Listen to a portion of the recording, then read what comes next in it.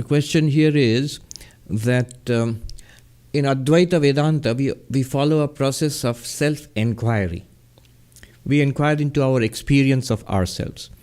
And the method for that enquiry is one principle that we take up.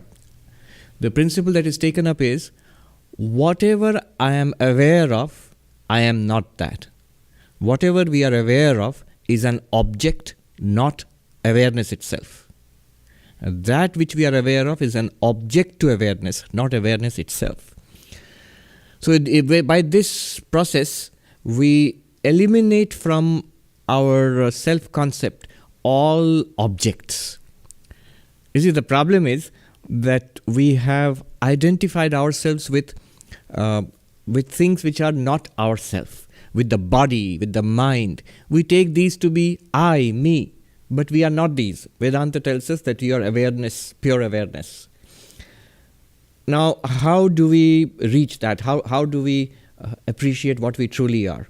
By this method. This is the method that has been adopted, that the real nature of the self is that which is aware, and anything that we are aware of is not the real self, is an object to the real self. It's a very powerful method. Now, if you follow this method, even if you think about this method, then you will come to this question, which this gentleman has asked. The question is, so our ultimate goal is to know ourselves, self-realization, self-knowledge. Whatever we are aware of is an object, not the self. So when we reach self-knowledge, we'll be knowing the self, but then the self will be an object, because whatever we know is an object. Then it will not be the real self. And this question has to be appreciated. Then you can understand the beauty of the answer. So the answer is that the self can never be known as an object. Whatever is an object is not the self, and that criterion remains true till the very end also. Whatever you know as an object is not the self. So, will the self remain unknown? If the goal is self-knowledge, will we fail in attaining the goal? Will it remain with the self? Will my real self always remain unknown? No. It is more than known.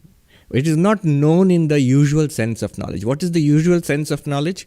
Whatever we know as an object, the usual sense of knowledge is by knowing something as an object. I, the consciousness, I deploy instruments of knowledge through the mind and the senses. So through the mind and the eyes, I, the consciousness, I see. What do I see? Objects, forms. I, this awareness, through the mind and the ears, I hear. What do I hear? Objects, sound.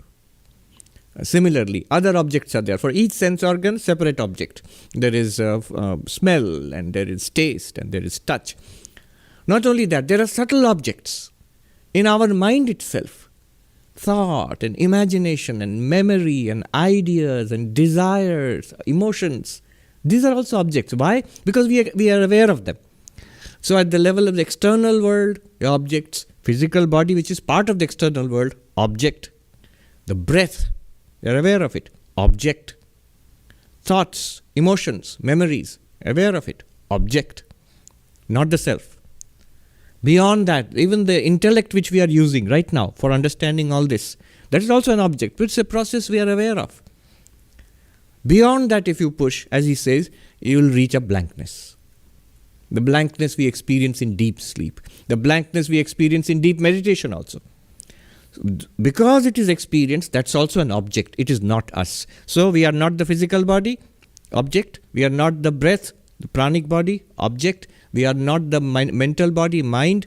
We are not the intellect. We are not even the blankness beyond the intellect. Not Annamaya Kosha, not Pranamaya Kosha, not Manomaya Kosha, not Vijnanamaya Kosha, not Anandamaya Kosha. Then, see, here is the beauty of it. We now are looking for our real self. And our tendency is to objectify. Why? Because we have always seen objects. Whatever we know are always objects. So somewhere, even if we say, I know that the self is not an object, we say that, we think that, but unconsciously the impulse is to objectify the self. It can never be objectified. It is not an object of awareness. It is the awareness itself. Then how is it known? Will it be unknown? No, it is more than known. In every act of knowledge it is known. Whenever you know something, the presence of objects, you are knowing the self itself. Whenever you know the absence of objects, you're still knowing the self itself. It's like, let me give you an example. It's only an example. So when I show you the clock, what do you see? It's a clock. And then I show you the mic here. What do you see? Mic. I show you the cloth here. What do you see? Cloth. Clock, mic, cloth. 3 different objects. But notice there's something else you're missing. It is not just clock. It is the light reflected of the clock. There is clock here plus light. The light is falling on it and then it's illumining the clock. So you're seeing the light. The same light falls on this mic and illumines it. It is mic plus light that gives you the experience of the microphone. It is cloth plus light which gives you the experience of the cloth. What is common to all of them? Clock is different from mic is different from cloth, but the same light is illumining all of them. In the same way, there is consciousness in every experience, in every knowledge of every object. One thing is there, consciousness is always there. Now, why did I say it's only an example? One thing one must be careful of here. The clock is a material object, but the light which is reflected from this clock is also a material object. So that does not apply to consciousness. What I mean is, in every knowledge, consciousness is there, but not as an object, as the illuminer of that object.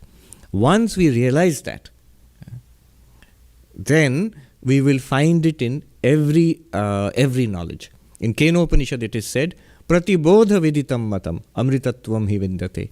In every episode of knowledge, in seeing, hearing, smelling, tasting, touching, in thinking, remembering, understanding, forgetting, loving, hating, whatever it is, the same consciousness is shining everywhere, but not as an object. So it is self-revealed. There is a very important conception in Advaita Vedanta, self-revealed. Self-revealed is in Sanskrit swaprakasha. Swaprakasha. It does not know itself. It is, in English, self-revealed or self-luminous, swaprakasha. It is revealed by itself continuously, but it's not an object to itself. In philosophy, self-reflexivity is a fault. Self-reflexivity means nothing can make itself an object. So, for example, I can use this finger to touch things. I can touch the microphone, I can touch the cloth, I can touch the table. This fingertip I can touch. But can this fingertip touch itself?